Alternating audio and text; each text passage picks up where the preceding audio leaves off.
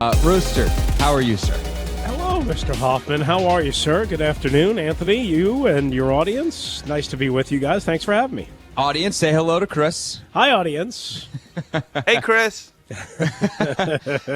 So I wanted to have you on kind of the main story, I guess, going into the weekend, non-NCAA tournament division is the owners' meetings. And while obviously I think most people's eyes are on that around here for the ownership stuff and what could happen around whether it's something direct with the Commanders or with the finance committee meeting, potentially making a sale easier depending on what rule changes could come there.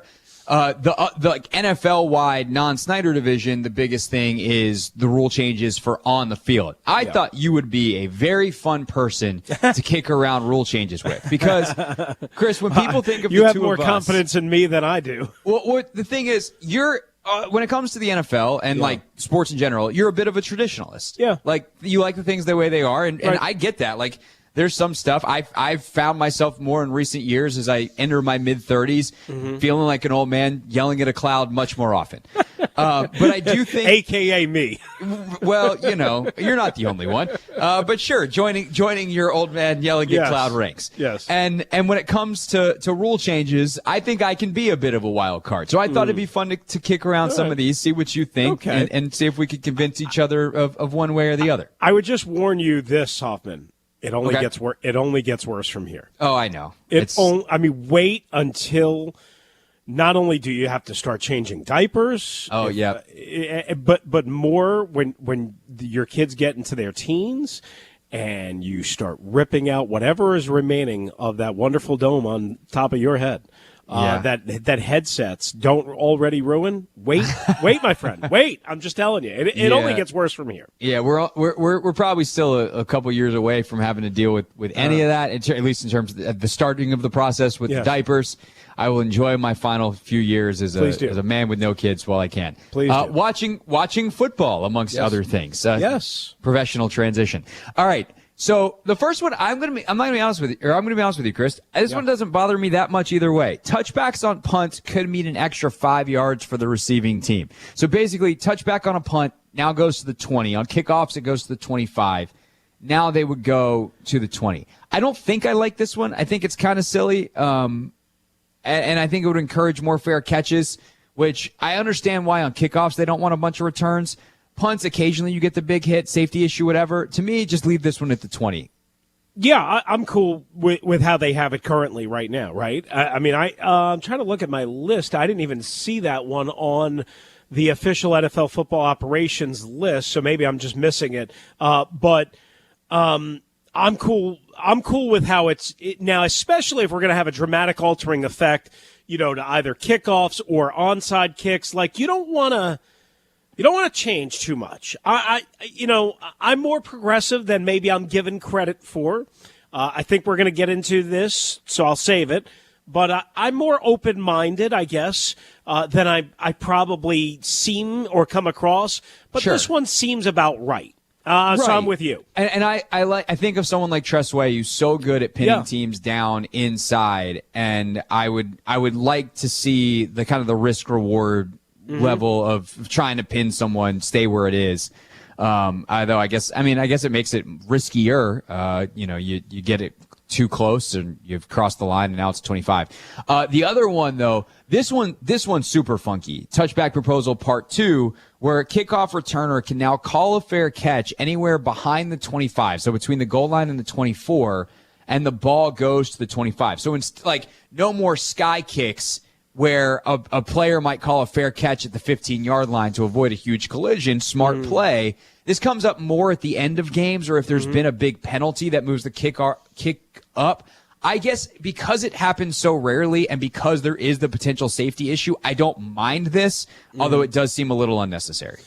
Yeah, I mean, I understand what they're trying to do, right? And it's all about balancing safety and safety and also not ruining the game, right? So if I'm understanding this right, on a free kick, kickoff, and or a safety or a kick after a safety, right. A dead ball kick, if you will. Again, if we're truly about safety, then more fair catches should be a part of the game, right? Maybe I'm interpreting that wrong. If we're truly caring about safety, then fair catches are good. Right. If we care about excitement and highlights and blow them up and you got mossed and all the stuff that everybody loves, then you want less free kick, or then you want less fair catches, either on punts or kickoff returns. So to me, if we're trying to make the game safer, this is good to me. Okay, I'm cool with it. I just, it comes up so rarely, and I feel like, though, I agree with you. A lot of times where this happens, this would be my one pushback.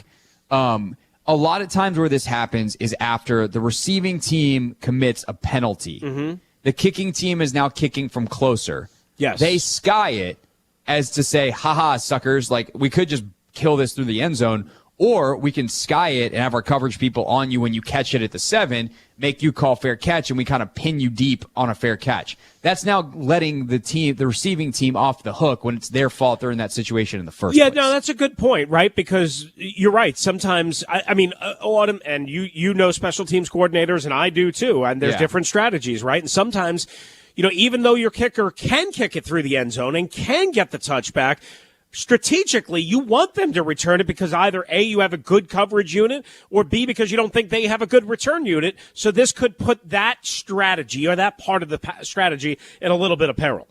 Addendum to the rule, then. This is the Russell Hoffman addendum. Yes. If you are kicking after a penalty, and then you add that yardage on to the end of the kick. So if you're kicking off from the 50, 15 yards up, or whatever it is, or the 45, 15 yards up, then if you kick it through the end zone, the touchback goes back to the 10. That gets rid of the problem. I solved the problem. Don't growl at me solving problems. I mean, we're trying to create more offense and safety, right? Safety, but also fairness. Right, but I mean, if the goal is to create more offense, you don't want teams starting out at the 10-yard line. You want them starting out at the 25-yard line, isn't it? Then don't commit the penalty in the first place. That's fair. That's all fair. Right. I mean, special teams penalties drive me crazy anyway. Yeah. So. Yeah. All right. Rams want to make roughing the passer reviewable. There's also a separate addendum. I'm going to combine these in the interest of time. Chris Russell's with us here on the Team 980, as if you didn't know. So the Rams want to make roughing the passer reviewable. The Lions want to do a bunch of stuff to make teams have more opportunities at a third challenge. Are you, in general, like, more replay is good, less replay? Where are you at on trying to add or subtract replay from the game? So it's funny because, and you're a huge basketball guy, both, the NBA and college. Replay, and I get why it's so important and why it's needed. It just drives me crazy under 2 minutes. At the end of basketball games, along with all the timeouts that the coaches have, which are unnecessary, it makes it really hard to lock in and flow. But for me, a roughing the passer, like if we're just isolating roughing the passer, and it could happen in 2 minutes or less and a half, or it could happen midway through the third quarter, or on a key third down. And you and I know, Hoff, we've been at lots of games, home, on the road, what have you. You're just sitting there, kind of waiting. Yeah, it sucks to wait. It sucks to go through a review. But I want more of an opportunity to correct the obvious wrong. And that's the problem. When you have roughing the passer, and we have seen it time and time and time and time again, and it's not reviewable. They get it far too often. They Agreed. get it wrong. Period. Agreed. So I'm in favor of whatever it takes to get it more right. So you and I are actually on the exact same page, which now has me questioning all kinds of things about my life. But we are on the exact same page here. And this has been my solution in both football and basketball for years. Replay should exist on a clock. And because the point is to correct clear and obvious errors. That is the literal language that is in both sports rule books. Yes. And so if it is clear and obvious, you can see it quickly. And we have the technology now. We have the technology to be able to watch so many camera angles quickly. And they have replay centers in both sports. So was there a time a decade ago when you might just continue to look for the right angle? Sure, and maybe that would take longer. And because of that, you needed the time to find something that was clear and obvious because you were searching for the camera angle. That's just not how it works anymore. Yeah, I agree. And so if you can't fix it in 30, 45, 60, at most 90 seconds, it's not clear and obvious. Keep playing. Well, let's give it 60 seconds. I mean, to your point, right? I mean, it should be there. It should be. I mean, there's some times where it would be tougher, and you can fudge the clock a little bit. But the thing is, like, your overall point, yes, right? Like at that point, if it's like, oh, it's going to take longer, then it's not clear and obvious. Like at that point, it no longer fits the definition. If it's close enough that you can't make it out, then just stick with the call on the field. If it ultimately is wrong, it is wrong. But I'd rather have that than a game stoppage of 5 minutes trying to figure it out. And so I'll give you 60 seconds. If you then need another 30 to 45 seconds to then figure out clock, ball placement, all those kinds, like the mechanics, then fine. But like, there's no way the game flow should be so tremendously interrupted. And also, we miss so many obvious calls. I'm not going to say I'll make everything reviewable, but like, there are times they miss clear and obvious holds on a touchdown run. And it's like, well, is that all of a sudden less important than a roughing the passer? Let me ask you this while you're on that point. Is it possible? Is it possible? And I don't know if it is legitimately and logistically to have NFL Command Central back in New York or wherever the hell it is, right? Yeah, at Park Avenue. In New York, yeah. Right. And for them to be able to buzz down and say, hey, guys, we missed an obvious call. Like, buzz, and Ron Torber's thing goes off, and we are to correct to basically accentuate what you just said. It's not only a late hit on the quarterback or roughing the passer. It could be a critical pass interference missed or called or whatever, or a hold where something is blindly clear as day obvious. And there is a gray area, and we all have to understand that. Coaches are going to see one thing one way. Media is going to see one thing another way. Fans are going to see another thing anyway. It has to be clear and obvious where Command Central could just go bzzz, and we could say, you know what? There's no coach's challenge. We want to make sure we get this right. Boom, a minute. Let's go. I actually kind of love that because – like, could you differentiate essentially? I think this is what you're asking too. Like, could you differentiate the things that coaches challenge and the things, because they now have the expedited review, which is incredible. That has changed the game in a subtle way so much, where they're just like, yep, we messed that up. All right, fixed it. And second down, let's go. Like, that has been great. Could you expand that list without having a coach's challenge list expand? Yeah. That's interesting. That, it's to just me, is about the making the game should discuss. Yeah, it's just about making the game better. I mean, you know, Craig, how many times do we watch an NFL game? I mean, it happened time and time and time again in the last 6 weeks or so of the season, and obviously through the postseason, we're all like just completely befuddled. How, you know, like at the end of that Tampa-Atlanta game, I know that wasn't a Commanders game, but I mean, how in the world did they miss that with Grady Jarrett and Tom Brady? I mean, how in the world do they? I mean, like there are things that are not so obvious, not as obvious as fans and coaches and media want them to be,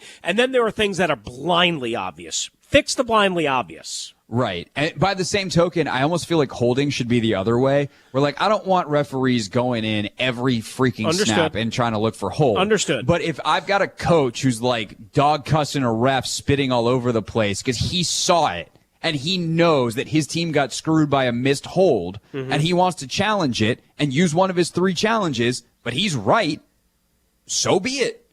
Like, and that's the thing where people, I think, get mad at me on Twitter, which is, you know, as I've told you many times, a place that I go for smooth knowledge and great experiences. But like, when I have said, hey, we should expand replay, people are like, it's going to take forever. I'm like, I'm not telling you should be able to have unlimited challenges. Right. What I'm telling you is that if you got 3 or 2, depending on how well you do, why is there a limit on what you can challenge? And so I think it's something the competition should continue to discuss. Our competition committee should continue to discuss. And I actually think that both ways could work in a variety of ways. All right, Chris Russell's with us. Last one that we're discussing here on the rule. Actually, 2 more on the rule changes. This one to me seems obvious, so that's why I'm going to add it back into my list here. The Lions want teams to be allowed to dress an emergency third quarterback. In related news, the 49ers really wanted that in January. Yeah. To me, this seems like an obvious yes. I'm so down with that. Like, what's the point absolutely. in not having it? There is literally not a good enough point that I can come up with. And, I mean, all the rules are wonky now with, game day activations and the extra practice squad. I'm not even sure if I understand them all still. Same. There were so many times last year doing the pregame show where I'm like, how was he active? Yeah. Was he on the roster yesterday? Yes, I'm with you, and I've lost track of it, and honestly, that's my fault, or maybe it's just too confusing. But here's the bottom line: what should not be confusing? Quarterback, the most important position in the game. Teams go into sometimes games right with only two quarterbacks. And what if one of them is maybe a little gimpy coming in? Well, then all of a sudden you have the backup on high alert, and maybe he's got to go in the early first quarter. And maybe he gets thrown around like a rag doll. And didn't that happen in Miami where Tua had the concussion, and then the backup, Teddy Bridgewater, got hurt in the same game, and all of a sudden you're with Skylar Thompson? Yeah. Thank God they had three dressed. Right, and that's the thing that they have. Am I wrong on that, Craig? They had to make that decision strategically, meaning McDaniel and Miami. Which meant they were short a player on special teams. Exactly. Or whereas short somewhere else. Right. Yeah, where if you just say, you're dressing three quarterbacks. Listen, we can't protect for everyone and everywhere, but you're dressing three quarterbacks, period. That's the end of the story. We'll expand the game day rosters. There's no reason why the game day activations have to be as tight and as rigid as they are. I agree. I mean, I don't understand really why they don't just do 53.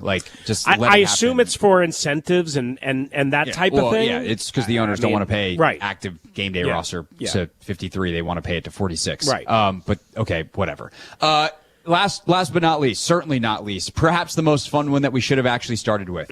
Eagles proposing an alternative onside kick. Basically, it's the XFL rule. Right. You get some version of a fourth down. The one they're using is 4th and 15 from your own 25. I love this and think it should be implemented yesterday. Well, the Eagles' proposal, the one that I'm seeing on the football operations website, is 4th and 20. The XFL is 4th and 15. CBS Sports, get your article right. Yeah, the XFL, if I'm not mistaken, and somebody can correct me if I'm wrong, is 4th and 15. But the Eagles' proposal, amending Rule 6, Section 1, is 4th and 20, substituting one offensive play, 4th and 20 from the kicking team's 20-yard line. So 4th and 20 at the 20 instead of an onside kick. Yes, sign me up. Done. I mean, I don't know what the percentages would be on converting 4th and 20. Anthony, you actually looked that up, didn't you? Didn't you look up the percentages? Do you have those numbers in front of you? Yeah, so on 4th and 15 plus, it was teams converted 32 of 230 for a 13.9% conversion rate. Now, the only thing that the onside kick number is? Onside kick, 3 for 56, 7.7%. So it's almost double conversion. Yep. Good job, man. All right, so here would be my only counter question. On 4th and 20, 4th and 15, whatever the scenario would be, right? Mm-hmm.